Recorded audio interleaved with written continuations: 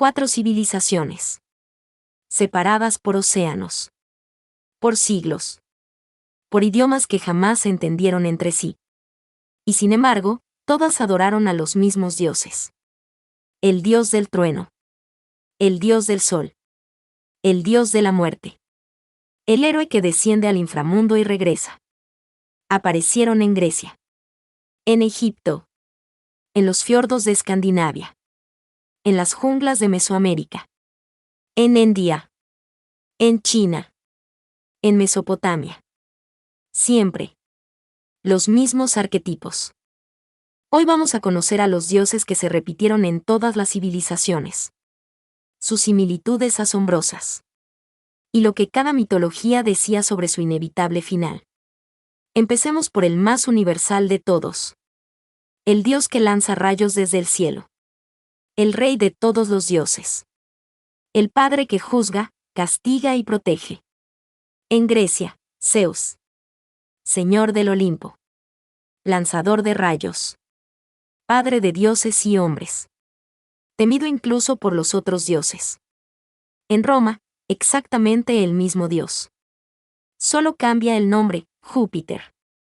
Júpiter era el dios romano del cielo y el trueno, semejante a Zeus en la mitología griega. Ambos dioses comparten varias características con Thor, principalmente su papel como soberanos del clima y protectores de la humanidad.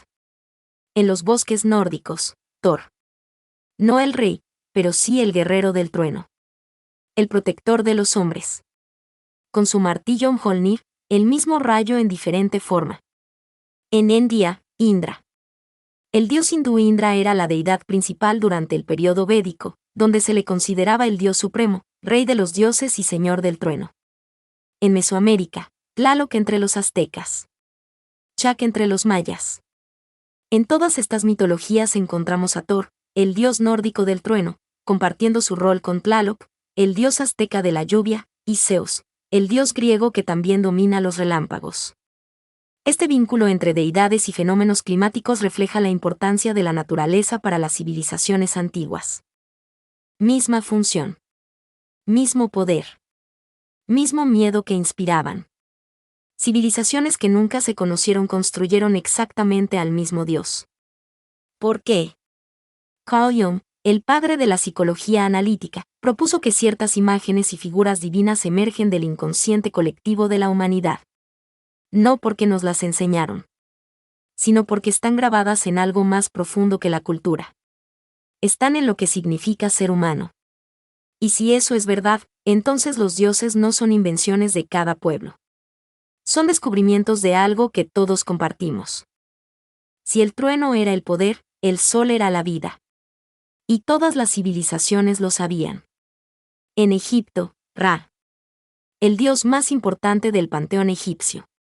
Acorde a los mitos egipcios, el dios Ra tenía que embarcarse todos los días al inframundo para poder proporcionarle luz al reino de los muertos. Sin embargo, era un viaje lleno de peligros y hazañas, especialmente luchar contra el dios serpiente Apep que buscaba devorarlo y quitarle la luz a todos los vivos y muertos. Cada noche, Ra moría. Cada amanecer, Ra resucitaba. El primer ciclo de muerte y resurrección divina que la historia registra. En Grecia, Apolo y Helios. Dos caras del mismo sol. La belleza y la luz. Entre los aztecas, Tonatiuh era considerado el dios del sol que gobernaba el quinto sol, el período cósmico actual. Se le representaba como un joven guerrero con un tocado solar y se cree que su energía y movimiento constante son los responsables de la vida y el movimiento en el mundo. Pero con una diferencia brutal. El sol azteca no brillaba gratis. Exigía sacrificio. Exigía sangre humana para seguir moviéndose en el cielo. Si los sacrificios paraban, el sol se detendría. El mundo terminaría. La oscuridad lo consumiría todo. En la India, Surya, el dios solar que viajaba en un carro de caballos dorados. En Japón, Amaterasu, la diosa del sol, tan poderosa que cuando se ocultó en una cueva, el mundo entero quedó en oscuridad absoluta y los otros dioses tuvieron que danzar durante días para convencerla de volver. La misma angustia. El mismo miedo colectivo. ¿Y si el sol no vuelve mañana? Ese miedo universal se convirtió en los dioses más importantes de cada civilización. La muerte es la única certeza universal.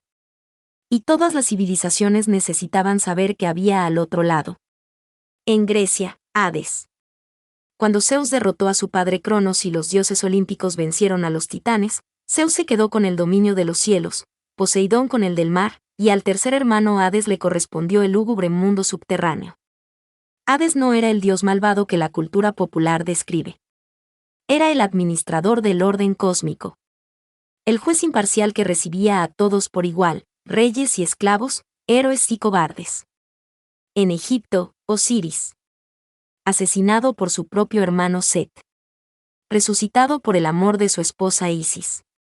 Y convertido en el juez supremo de los muertos.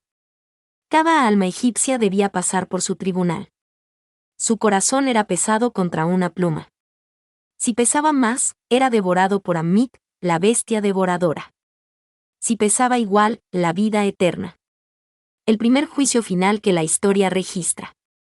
En el mundo nórdico, él. Hija de Loki. Guardiana de los muertos que no morían en batalla. Su reino era frío, silencioso, gris. Sin gloria. Sin drama. Solo el eterno descanso de los ordinarios. Los guerreros temían más a él que a la muerte misma. En Mesoamérica, Mictlantecutli, señor del Mictlán. Mientras los aztecas creían en el Mictlán, gobernado por Mictlantecutli, los egipcios hablaban de Duat, presidido por Osiris. Para llegar al Mictlán, las almas aztecas debían viajar 4 años. 4 años de pruebas, obstáculos y ríos imposibles. Solo al final, el descanso eterno. Este es el más poderoso de todos los patrones. El que más se repite. El que más nos afecta. El héroe que desciende a la oscuridad, muere o casi muere, y regresa transformado. En Grecia, Orfeo desciende al Hades por amor. Heracles completa 12 trabajos imposibles que lo llevan hasta los límites de la muerte. Odiseo tarda 10 años en volver a casa, enfrentando monstruos y dioses. En Egipto, Osiris muere, es reconstruido pieza por Isis, y resucita como señor de los muertos. El primer dios que muere y resucita en la historia de la humanidad. En la mitología nórdica, Odín se cuelga del árbol Yggdrasil durante 9 días. Sin agua. Sin comida. Herido por su propia lanza. Todo para descubrir el secreto de las runas. El sabio que sacrifica el placer por el conocimiento. En Mesoamérica, Quetzalcóatl. La serpiente emplumada. Que desciende al inframundo, roba los huesos de los muertos, los baña en su propia sangre, y crea con ellos a la humanidad. El Dios que se destruye a sí mismo para dar vida a otros.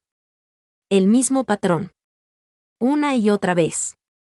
En culturas que nunca se conocieron. La muerte como transformación. El sacrificio como creación. El descenso como requisito para ascender. Joseph Campbell lo llamó el viaje del héroe. Y lo encontró en cada mitología del planeta, no como coincidencia. Como la estructura más fundamental de la experiencia humana. Y llegamos al más extraño. Al más filosófico de todos. Para los aztecas, el fin del mundo no era una amenaza. Era una certeza repetida. Cuando se completó la creación inicial, siguió un ciclo de 5 soles que correspondían a 5 edades mundiales, cada una terminando en muerte y destrucción. Según los aztecas, actualmente estamos en el 5.º sol de la creación. 4 veces ya había terminado el mundo. 4 veces los dioses lo habían reconstruido. Y el 5.º sol, el nuestro, también terminará en terremotos. En oscuridad. En silencio. Pero los aztecas no vivían paralizados por ese miedo, vivían movilizados por él. Al ver que ninguno de los dioses más importantes querían ofrecerse para el sacrificio, el dios Nanahuatzin brincó de improviso hacia las llamas y se convirtió en el nuevo sol. Un dios humilde. Un dios sin poder. Que se arrojó al fuego cuando nadie más quiso hacerlo.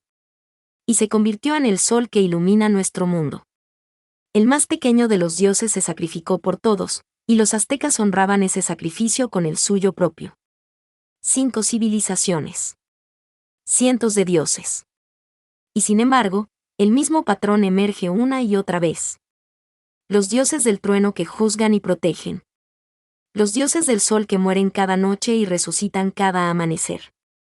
Los señores de los muertos que administran la justicia eterna. Los héroes que descienden y regresan transformados. Y todos, sin excepción, con un final, con una vulnerabilidad. Con algo que los hacía, casi humanos. Y quizás esa es la clave. Los humanos no crearon dioses omnipotentes e inalcanzables. Porque no querían eso. Crearon dioses que luchaban. Que sufrían, que podían perder. Porque esos dioses les enseñaban cómo vivir. Si Odín puede enfrentar su muerte con valentía, yo también puedo. Si Ra puede luchar contra la oscuridad cada noche y ganar, yo también puedo. Si el dios humilde Nanahuatzin puede sacrificarse cuando los grandes se acobardaron, yo también puedo ser más grande de lo que parezco. Los dioses antiguos no eran fantasías escapistas. Eran manuales de vida, espejos en los que la humanidad aprendía a verse a sí misma. Y el hecho de que todas las culturas, en todos los rincones del planeta, necesitaran exactamente los mismos espejos, dice algo profundo sobre lo que significa ser humano. Hoy, esos dioses ya no reciben sacrificios. Sus templos son ruinas, sus sacerdotes, polvo. Pero sus historias siguen vivas. En los superhéroes que vemos en el cine. En los villanos que nos fascinan. En los mitos que le contamos a nuestros hijos. Zeus se convirtió en Superman. Odín en Gandalf. Quetzalcóatl en el héroe que sacrifica todo por salvar a los demás. Los dioses no desaparecieron, cambiaron de disfraz. Y seguirán cambiando. Porque la humanidad siempre necesitará historias que le expliquen por qué el sol sale cada mañana, que hay al otro lado de la muerte, y si vale la pena ser valiente en un mundo que no garantiza nada. Eso es lo que los dioses siempre han hecho, no responder nuestras preguntas. Darnos el valor de seguir haciéndolas. ¿Con cuál de estos dioses te identificas más? Comenta abajo. Tu respuesta define más de ti de lo que imaginas. Si este video despertó algo en ti, guárdalo. Compártelo con alguien que también haga preguntas que no tienen respuesta fácil.